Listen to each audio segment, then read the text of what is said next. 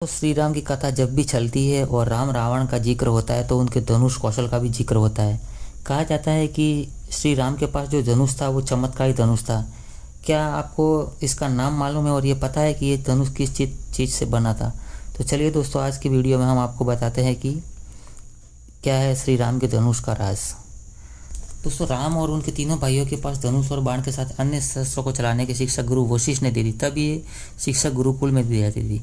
आमतौर पर सारे धनुर्धर अपने धनुष खुद बनाते थे, बाण भी खुद बनाकर इसे अभिमंत्रित करते थे। धनुष को बनाने का भी अपनी एक कला थी और ये खास तरीके से बनाया जाता, इतना आसान नहीं होता था। दोस्तों, हर बड़ा धनुर्धर अपने साथ कुछ खास धनुष रखता था, उसकी कुछ खासियत होती थी और उसका एक खास नाम भी होता था। प्राचीन काल में धनुर्धर हमेशा अपने धनुष बाण को साथ में रखते थे।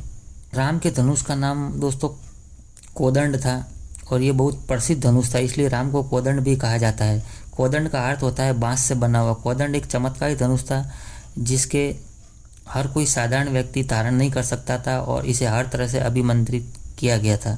दोस्तों, कोदंड एक ऐसा धनुष था जिसे छोड़ा गया बाण लक्ष्य को भेद कर ही वापिस आता था। पौराणिक कथा के अनुसार एक बार की बात है जब देवराज इंद्र के पुत्र जयंत ने श्री राम की शक्ति को चुनौती देने के लिए अहंकारवश कौवे का रूप धारण किया और ये कौवा सीता जी के पैर में चोंच मारकर खून बहाकर भागने लगा। इसके बाद जब इस कौवे को मारने के लिए भगवान श्री राम ने धनुष छोड़ा तो इंद्र का बेटा जयंत डर गया और उसे कोई नहीं बचा पाया और वो वापस सभी लोकों में घूमने के बाद आखिर में राम की शरण में आया और माफ़ी मांगने लगा और राम ने उसे माफ़ कर दिया। श्री राम को सर्वश्रेष्ठ धनुर्धर इसलिए माना जाता है, हालांकि उन्हें अपने धनुष और बाण का उपयोग बहुत मुश्किल वक्त में ही किया गया, ऐसा प्रसंगों में ज्ञात होता है।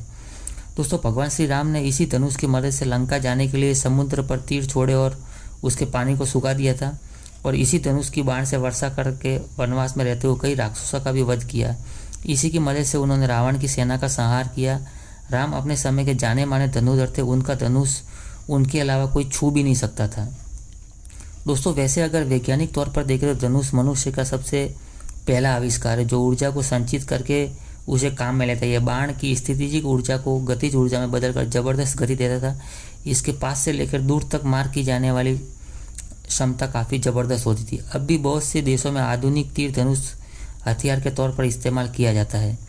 दोस्तों, अब तकनीकी का इस्तेमाल करके आधुनिक धनुष और तीर बनाए जा रहे हैं जो आधुनिक खेलों में भी शामिल है और संसार के सभी भागों में प्राचीन काल के मानव बड़े पैमाने पर इस्तेमाल करता था। दोस्तों, तीर धनुष का मानते हैं कि हजारों साल पहले इसका आविष्कार हुआ था। माना जाता है कि इसका आविष्कार सबसे पहले भारत में हुआ था, फिर ईरान के रास्ते बाहर जाकर दूसरे देशों में फैल गया। दोस्तों, प्राचीन समय में सैन्य विज्ञान का नाम ही धनुर्वेद था, जिसे जाहिर होता है कि उन दिनों में युद्ध में धनुष बाण का कितना महत्व था। ये माना जाता है कि अच्छा धनुर्धर 200 से 250 गज तक अपने धनुष बाण चला सकता था। दोस्तों, आमतौर पर धनुष लोहे, सींग या लकड़ी का बना होता था। अब इसे कार्बन का इस्तेमाल करके काफ़ी हल्का बनाया जाता है। धनुष की डोरी बाँस या अन्य वृक्षों के तंतुओं से बनी होती थी। लकड़ी के धनुष का दंड 6 फुट रखा जाता था और छोटे आकार का धनुष करीब 4 फुट का होता था। मुठ पर मोटे पदार्थ लपेटे जाते थे जिसके उसकी मजबूती और स्थिर रहे।